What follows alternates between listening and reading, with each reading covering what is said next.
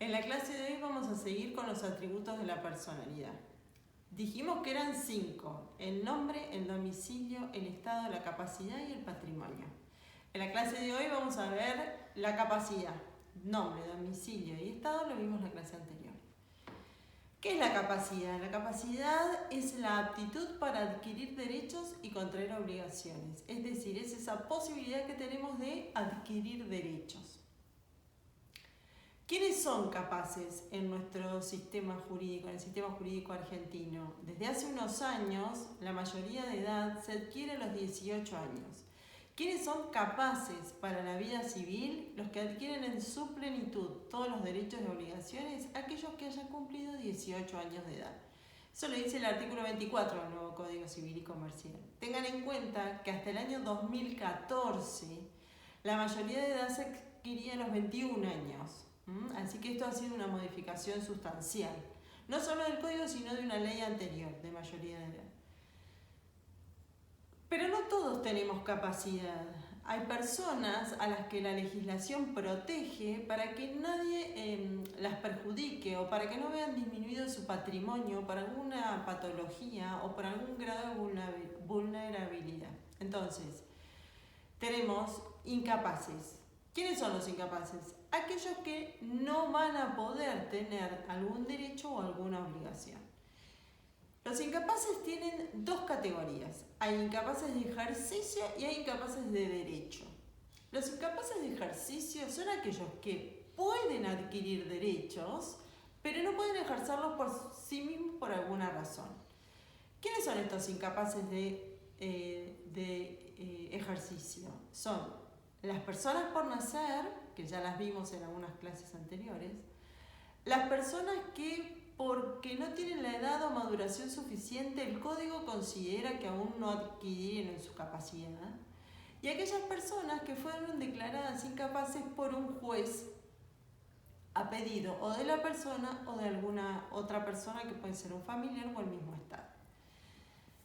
¿Por qué existen incapaces de ejercicio? Los incapaces de ejercicio no pueden ejercer por sí mismos algunos derechos o todos los derechos. Vamos a poner el ejemplo de la persona por nacer, que es el ejemplo más extremo del incapaz de ejercicio absoluto.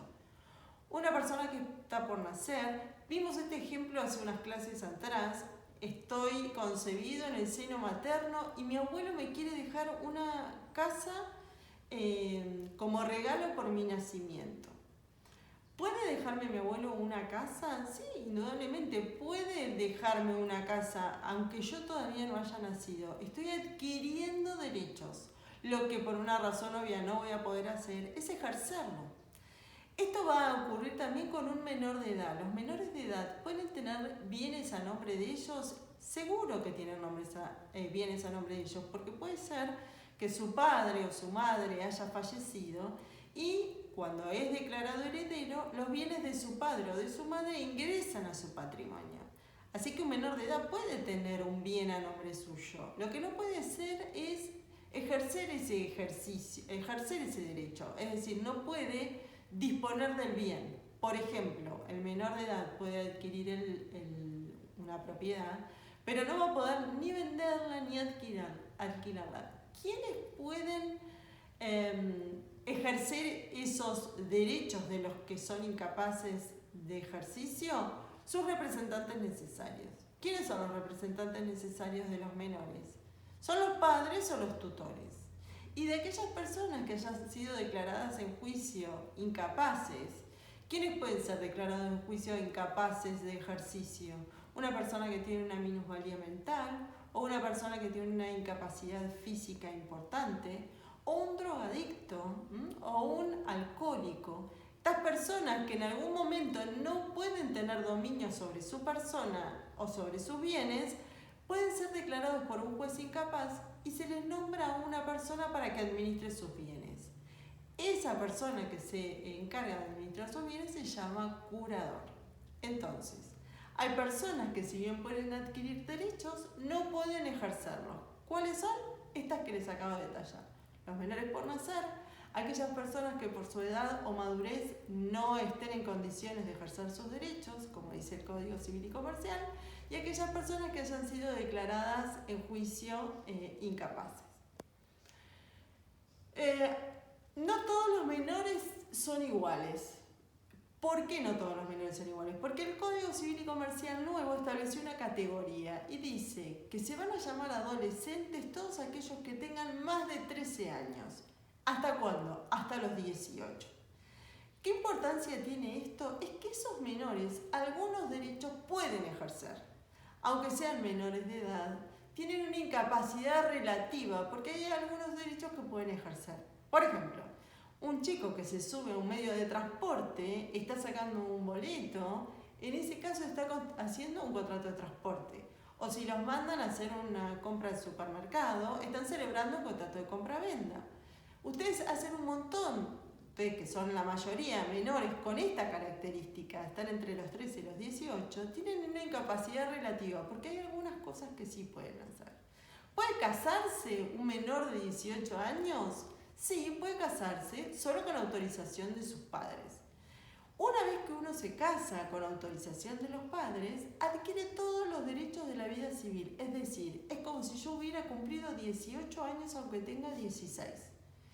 Y si me divorcio a los 17, ¿pierdo todos los derechos de la vida civil? No, sigo teniendo todos los derechos de la vida civil. Los adquirí solamente por el hecho de haber contraído matrimonio.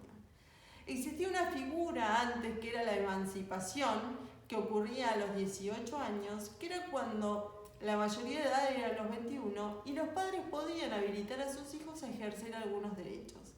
Esa emancipación por edad hoy en día no existe porque a los 18 años tenemos la capacidad plena.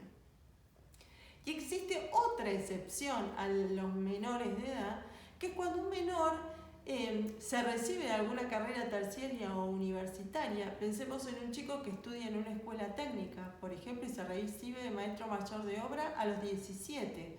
Todavía no es mayor de edad.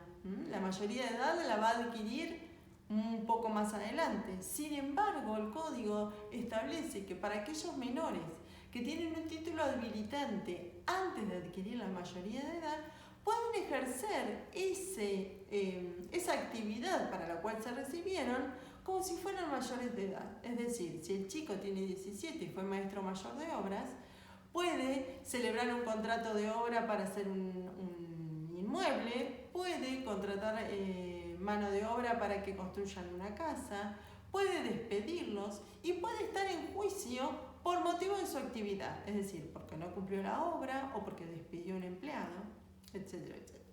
Entonces tenemos que existe la capacidad y existe la incapacidad de ejercicio. La incapacidad de ejercicio, que para algunos es absoluta, como para un menor por nacer, porque no hay chance de que ejerza sus derechos, y para algunos menores es relativa, como los mayores de 13, porque pueden ejercer algunos derechos. ¿Quién declara insana a una persona o incapaz? Solo un juez. No podemos hacerlo de hecho. Cuando tenemos una persona que es drogadicta o que es alcohólica o que tiene alguna de estas patologías que les dije antes, tenemos que recurrir a la justicia y lo van a declarar incapaz en un juicio con una sentencia judicial. Esa sentencia judicial se inscribe en el registro de las personas, que es de donde surge que esta persona esté incapacitada para ejercer sus derechos. Eso lo que va a permitir es que no pueda disponer de una casa, que no pueda disponer de un auto, que no pueda disponer de ninguno de los bienes que tiene dentro de su patrimonio para no verse perjudicado.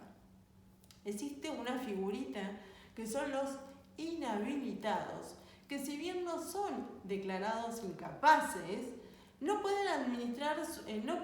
disponer de sus bienes. Los inhabilitados son las personas que están perdidas por el juego, es decir, el que cuesta toda su fortuna en una carrera de caballos, en el casino. Entonces la justicia lo que hace es protegerlo para que no dilapide su fortuna o sus bienes y no quede su familia, su esposa y sus hijos en la calle. ¿Quiénes pueden pedir que se inhabilite una persona? La misma persona. Una persona que es drogadicta o que es alcohólica o que para ser declarada inhabilitada se siente que está perdida por el juego, le puede pedir a un juez que lo declare incapaz o inhabilitado para protegerse y proteger a sus seres queridos. Una persona, ¿quiénes más pueden pedir la inhabilitación? Las esposas, las convivientes, algún otro miembro de la familia o el mismo Estado. Es decir, cuando una persona claramente ocurre que tiene sus facultades alteradas mentales, el Estado puede presentarse a la justicia y pedir que esa persona se la declare incapaz. Y existe otra categoría de incapaces que son los de derecho. ¿Quiénes son los incapaces de derecho? Los que no pueden ejercer algún derecho. Son los que no pueden adquirir algún derecho. Esta es una categoría totalmente diferente. No puede directamente adquirir el derecho. ¿Quiénes son estos que están incapacitados? Son muy pocas las excepciones, pero son puntuales. Es decir, ¿pueden comprar los papás los bienes de sus hijos menores? No. ¿Pueden comprar los tutores los hijos de sus representados? No. ¿Puede un juez de la nación comprar un bien que se está rematando en un juicio que tramita en su juzgado? No. ¿Y esto por qué lo establece la ley? Porque puede haber una actitud de abuso, es decir, lo que trata es de preservarse el patrimonio de aquellos que son protegidos. No podemos abusar de la condición que tenemos. Si somos padres y le quisiéramos comprar el bien a nuestros hijos, muy probablemente por ahí le podríamos pagar menos de lo que corresponde. Por eso están prohibidos este tipo de transacciones. Esa incapacidad se llama de derecho absoluto, es decir, en esos casos puntuales, esos derechos no los puedo directamente adquirir. ¿Hay incapaces de derecho absolutos? Es decir, ¿hay alguna persona que no puede adquirir ningún derecho? No. No existen incapaces de derecho absoluto, porque eso implicaría que una persona no podría adquirir ningún derecho, y eso no existe. La muerte civil que existía en el medioevo era para aquellas personas a las que se las condenaba y se les sacaban todos sus derechos. Hoy en día no existe este tipo de incapacidad. Esto que estuvimos viendo hoy, esta clase que es puntualmente de incapacidad, que les sugiero que también lean el cuadernillo si les queda alguna duda, y les insisto, vamos a volver a repasar cuando nos podamos ver.